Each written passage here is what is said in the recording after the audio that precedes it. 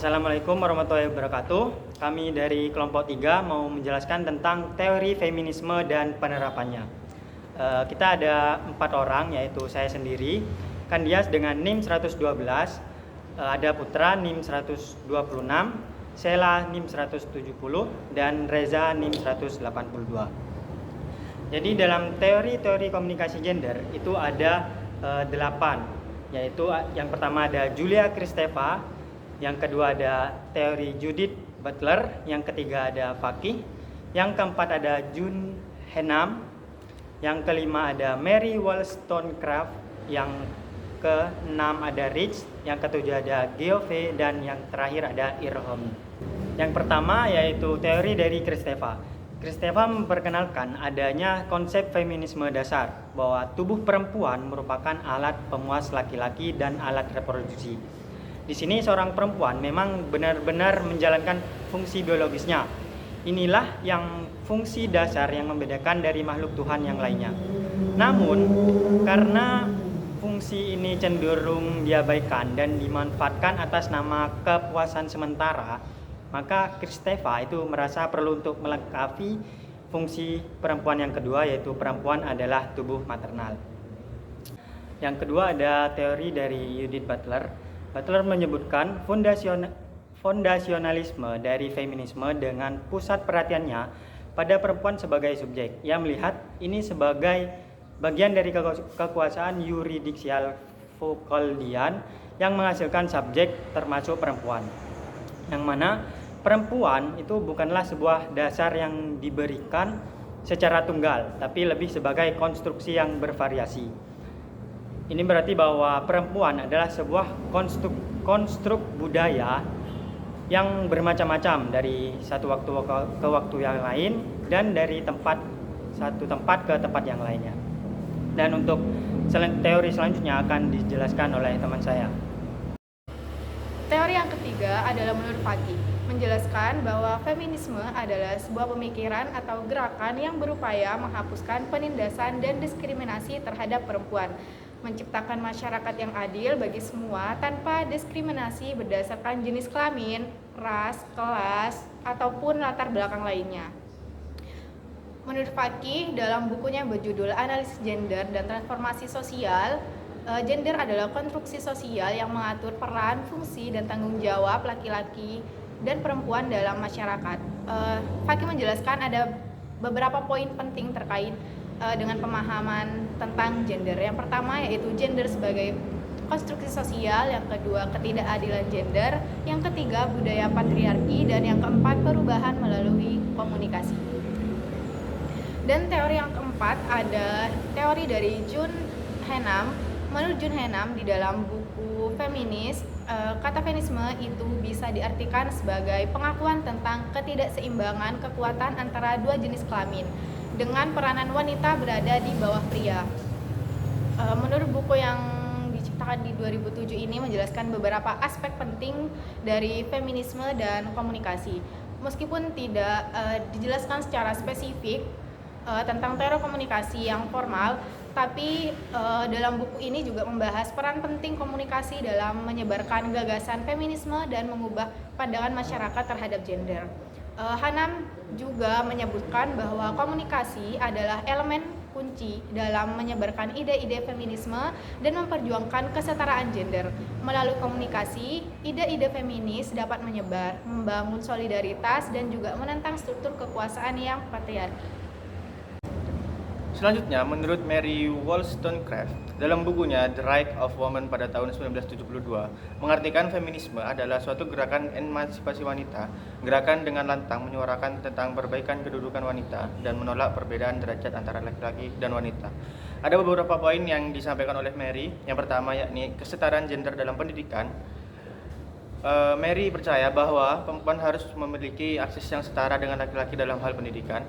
Poin kedua, pemberdayaan perempuan sebagai manusia rasional. Mary menekankan bahwa perempuan adalah makhluk rasional yang memiliki kemampuan berpikir sama dengan laki-laki. Yang ketiga, penolakan terhadap stereotip gender. Ia menolak stereotip yang membatasi peran perempuan hanya di dalam rumah sebagai istri dan ibu. Lalu poin terakhir yakni kesetaraan hak dalam perkawinan. Ketidaksetaraan dalam hubungan perkawinan, di mana perempuan seringkali ditempatkan pada posisi inferior.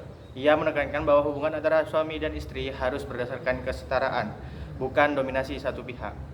Yang selanjutnya menurut teori keenam, menurut Reich menyatakan bahwa feminisme tidak hanya berfokus pada pencapaian kesetaraan di bawah sistem patriarki, melainkan harus menantang struktur patriarki itu sendiri. Ada beberapa poin yang disampaikan oleh Reich. Yang pertama, politik tubuh dan pengalaman perempuan.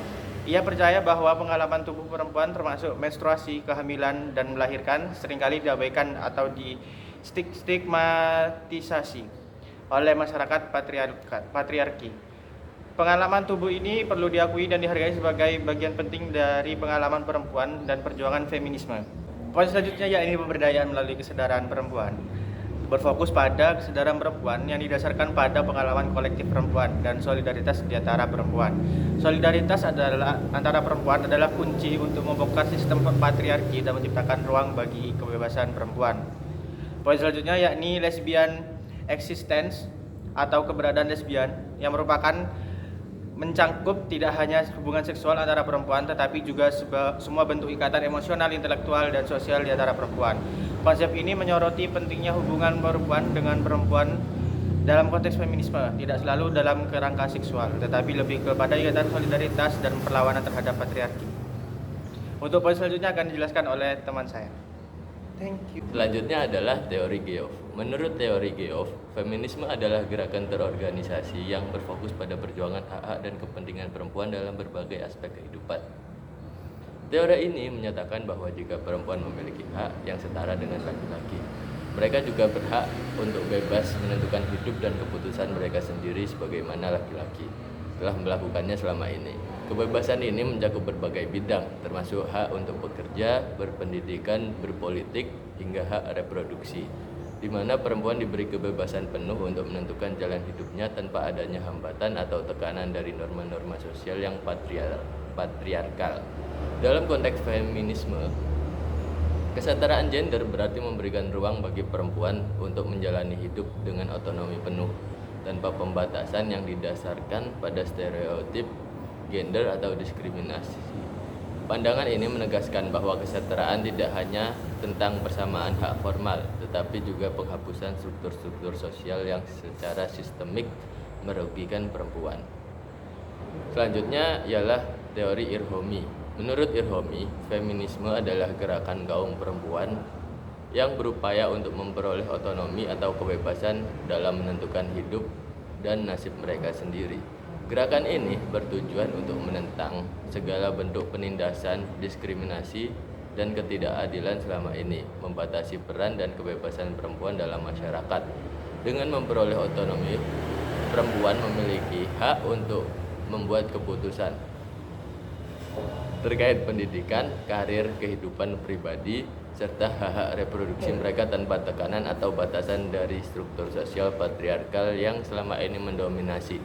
Feminisme juga mendorong kesetaraan gender, di mana perempuan tidak hanya mendapatkan hak yang setara dengan laki-laki, tetapi juga diakui sebagai individu yang memiliki kemampuan lain dan juga potensi yang sama untuk berpartisipasi dalam semua aspek kehidupan, baik di ranah publik maupun privat. Tujuan utama dari gerakan ini adalah untuk menciptakan masyarakat yang lebih adil dan setara, di mana setiap individu tanpa memandang jenis kelamin memiliki kebiasaan untuk menentukan jalan hidupnya sendiri. Yang selanjutnya yaitu penerapan teori-teori tentang feminisme. Yang pertama ada menentang patriarki. Feminisme muncul sebagai perlawanan terhadap patriarki yang membuat laki-laki mendominasi di berbagai bidang seperti politik, pendidikan, hukum, sosial, dan ekonomi. Jadi, gerakan feminis berusaha untuk menentang dan meruntuhkan sistem ini dengan tujuan menciptakan masyarakat yang lebih setara dan adil, di mana perempuan memiliki kesempatan yang sama untuk berpartisipasi dan memegang peran penting di semua bidang kehidupan. Selanjutnya, yang kedua yaitu menuntut hak-hak perempuan. Feminisme merupakan gerakan yang mendorong perempuan untuk menuntut hak-haknya sebagai manusia secara penuh. Gerakan feminis tidak hanya fokus pada hak-hak dasar, seperti hak untuk mendapatkan pendidikan dan pekerjaan, tetapi juga hak-hak reproduktif, hak untuk bebas dari kekerasan, serta hak untuk menentukan jalan hidup mereka tanpa harus tunduk pada norma-norma yang ditetapkan oleh patriarki. Dengan menuntut hak-hak ini, feminisme berusaha menciptakan dunia di mana perempuan itu bisa hidup bebas dan bebas dari diskriminasi dan ketidakadilan, serta memiliki kesempatan yang setara untuk mencapai potensi penuh mereka. Selanjutnya bisa dijelaskan oleh teman saya. Penerapan yang ketiga adalah menghargai pengalaman perempuan. Feminisme berpendapat bahwa pengalaman perempuan memiliki makna dan bukan sekedar omong kosong. Gerakan feminis berusaha untuk memberikan ruang bagi pengalaman perempuan yang selama ini sering diabaikan atau diremehkan oleh masyarakat patriarki. Yang keempat adalah menghargai perempuan sebagai manusia seutuhnya. Feminisme bertujuan untuk membuat perempuan dan gender non-maskulin lainnya diakui sebagai manusia seutuhnya dengan hak, martabat, dan kebebasan yang sama seperti laki-laki atau kelompok dominan lainnya. Gerakan feminis berjuang melawan segala bentuk penindasan, ketidakadilan, dan juga diskriminasi yang berdasarkan jenis kelamin, gender, atau juga identitas gender. Selanjutnya, penerapan teori feminisme yang kelima, yakni menekankan kolaborasi. Pada penerapan ini, feminisme menekankan sifat-sifat non-kompetitif, artinya bukan persaingan melainkan kolaborasi dalam sebuah masyarakat yang adil gender antara laki-laki dan perempuan. Yang keenam, yakni menekankan hak-hak individual dan kesetaraan kesempatan. Teori feminisme yang pada kali ini penerapannya berfokus pada aliran liberal, berfokus pada hak individual dan kesetaraan kesempatan antara gender, tidak memandang gender antara laki-laki dan perempuan. Ya, selanjutnya yaitu menekankan hak-hak individual dan kesetaraan kesempatan. Feminisme liberal menekankan pada pentingnya hak-hak individual dan kesetaraan kesempatan bagi perempuan dalam berbagai aspek kehidupan, seperti pendidikan, pekerjaan, dan politik. Gerakan ini berfokus pada prinsip bahwa setiap individu tanpa memandang jenis kelamin harus memiliki hak yang sama untuk mengembangkan potensi diri dan berpartisipasi dalam masyarakat. Feminisme liberal memperjuangkan reformasi hukum dan kebijakan yang bertujuan menghapus hambatan-hambatan struktural yang membatasi akses perempuan terhadap peluang yang setara dengan laki-laki. Tujuan utamanya adalah untuk memastikan bahwa perempuan memiliki kebebasan penuh dalam menentukan nasib mereka sendiri tanpa terhalang oleh diskriminasi gender atau norma-norma patriarkal, dengan menekankan pada persamaan hak dan kebebasan individu. Feminisme liberal juga berusaha menciptakan kondisi di mana perempuan dapat berkontribusi secara maksimal dalam kehidupan sosial, ekonomi, dan politik sama seperti laki-laki. Selanjutnya ialah menghapus sistem pemilikan. Feminisme sosial berfokus pada perjuangan untuk menghapuskan sistem pemilikan yang dianggap sebagai salah satu akar dari penindasan perempuan dalam masyarakat. Gerakan ini menyoroti bahwa institusi seperti perkawinan tradisional seringkali berfungsi untuk melegitimasi pemilikan pria atas harta dan lebih parah lagi pemilikan suami atas istri, sehingga memperkuat ketidakadilan gender. Feminisme sosialis melihat hubungan kekuasaan ini sebagai bahan dari struktur kapitalisme, di mana perempuan diperlakukan sebagai protein dan sumber daya ekonomi. Oleh karena itu, feminisme sosialis tidak hanya berjuang untuk kesetaraan gender, tapi juga merombak sistem ekonomi dan sosial yang menindas, dengan harapan menciptakan masyarakat yang adil di mana perempuan memiliki kontrol penuh atas tubuh, kehidupan, dan sumber daya mereka sendiri. Jadi sekian presentasi dari kelompok 3, mungkin jika ada pertanyaan bisa ditulis di kolom komentar. Terima kasih.